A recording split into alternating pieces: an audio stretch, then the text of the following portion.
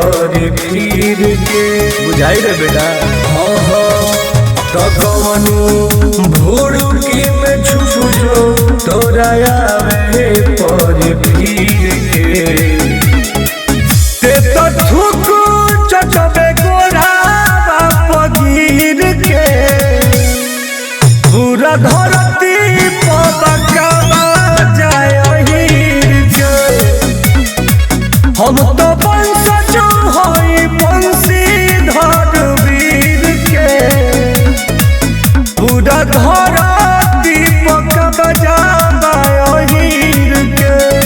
मरत मरत खाल खींच के कालिका स्टूडियो आरा।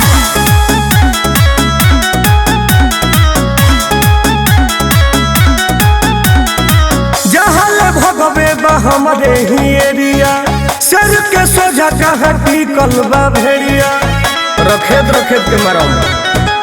हो गावे गावे बाहिर के चलती केहू बचे न कोई के गलती औकात में रहो सो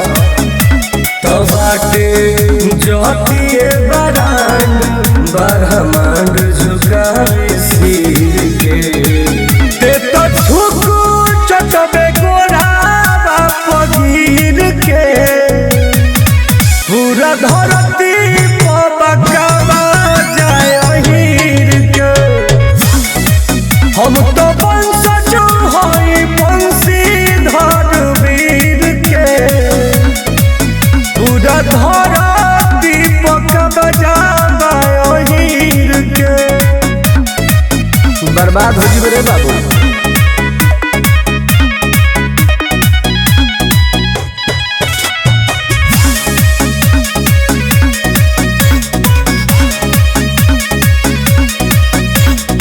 साथी संघाती खाती जान कुर्बान बा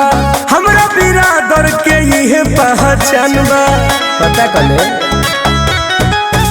तोरा जैसन के कुकुर बना के रोज मारिला हम दौड़ा के मुआइए दे